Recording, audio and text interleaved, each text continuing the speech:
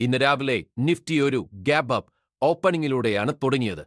നിക്ഷേപകർക്കിടയിൽ നല്ലൊരു ആത്മവിശ്വാസം തുടക്കത്തിലുണ്ടായിരുന്നു. എന്നാൽ 25,900 എന്ന ശക്തമായ റെസിസ്റ്റൻസ് ലെവലിന് മുകളിൽ പിടിച്ചു നിൽക്കാൻ നിഫ്റ്റിക്ക് സാധിച്ചില്ല.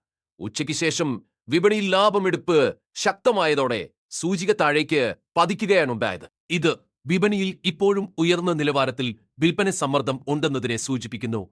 വിപണിയെ പിടിച്ചു നിർത്താനും താഴേക്ക് വലിക്കാനും കാരണമായ മേഖലകൾ ഇവയാണ്.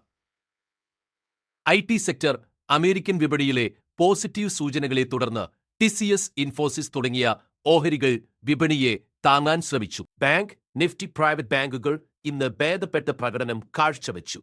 നിഫ്റ്റി ഇത്രയധികം താഴാതിരുന്നതിൽ ബാങ്കിംഗ് ഓഹരികൾക്ക് വലിയ പങ്കുണ്ട്.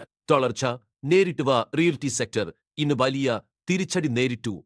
അതുപോലെ ഉപഭോക്തൃ ഉൽപ്പന്ന മേഖലയിലെ ഓഹരികളും നഷ്ടത്തിലായിരുന്നു. വിപണിയുടെ ഇന്നത്തെ പോക്കിന് പിന്നിലെ ചില പ്രധാന കാരണങ്ങൾ വിദേശ നിക്ഷേപകർ. കഴിഞ്ഞ കുറച്ച് ദിവസങ്ങളായി വിദേശ നിക്ഷേപകർ വിപണിയിൽ നിന്ന് പണം പിൻവലിക്കുന്നത് തുടരുന്നു. ഇന്ത്യയിലെ ഓഹരികളുടെ മൂല്യം കൂടുതലാണെന്ന വിലയിരുത്തലിലാണിത്. ഭൗമരാഷ്ട്രീയ സാഹചര്യങ്ങൾ, പശ്ചിമേഷ്യയിലെ സംഘർഷങ്ങളും ക്രൂഡ് ഓയിൽ വിലയിലുണ്ടാകുന്ന മാറ്റങ്ങളും നിക്ഷേപകരെ ജാഗരൂകരാക്കുന്നു. നാളത്തെ വിപണിയിൽ ശ്രദ്ധിക്കേണ്ട കാര്യങ്ങൾ സാങ്കേതികമായി നോക്കിയാൽ നിഫ്റ്റി ഇപ്പോൾ ഒരു റേഞ്ച് ബൗണ്ട് അവസ്ഥയിലാണ്. വൻകിട കമ്പനികളുടെ ക്വാർട്ടർ ഫലങ്ങൾ വരാനിരിക്കുന്നതിനാൽ വിപണിയിൽ വരും ദിവസങ്ങളിലും ചാഞ്ചാട്ടം തുടരാൻ സാധ്യതയുണ്ട്. അതിനാൽ ശ്രദ്ധാപൂർവം മാത്രം നിക്ഷേപങ്ങൾ നടത്തുക.